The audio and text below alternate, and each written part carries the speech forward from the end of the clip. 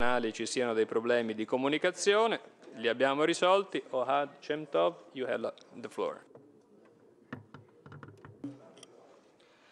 Shalom.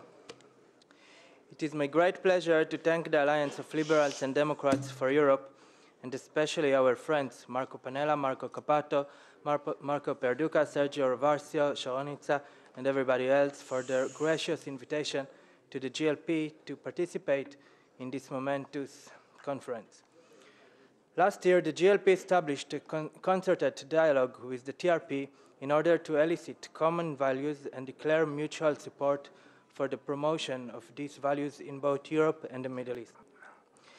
We believe that if Israel becomes a full-fledged member of the European Union, the security interest of European states will become identical to the interest of Israel, and therefore, Israel will be ready to hand over the responsibilities for those territories to a shared European retainer.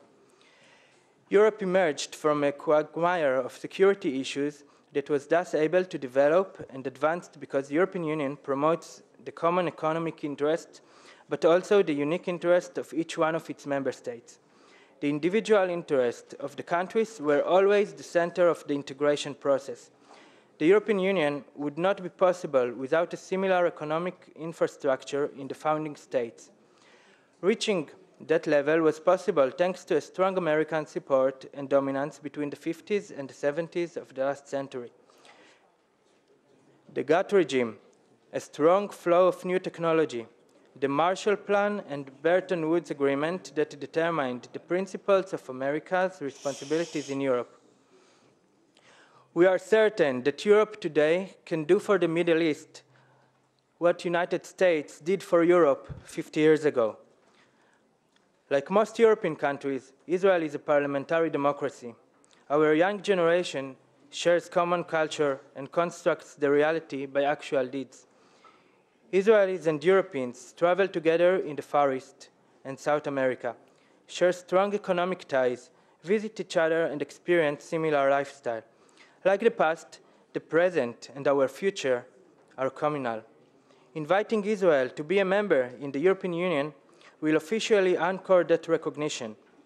I believe that if Israel will be invited to join the European Union, a public debate will begin in Israel, which will last for years. But the invitation alone will increase Israel's sense of security and will motivate its neighbors to abandon the path of hostility against her. Israel can contribute tremendously to the European Union. The integration in the Israeli society that includes about 40% of immigrants from the Arab world can be used as a model for similar successful integration in the European Union.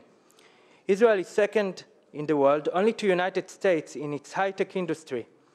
Israel participants in the Erasmus plan for student exchange in Europe will strengthen the integration and lead to increasingly fruitful research and advancement in scientific fields, which is so vital to all our futures.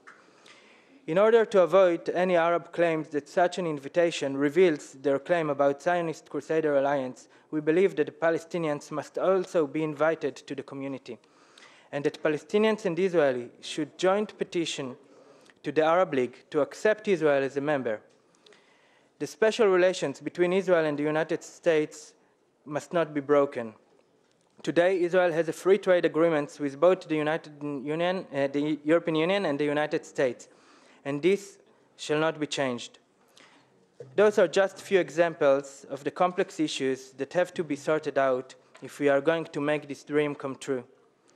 But for now, we all have to strive for public awareness of the urgent necessity of Israel becoming a member state of the European community. Thank you.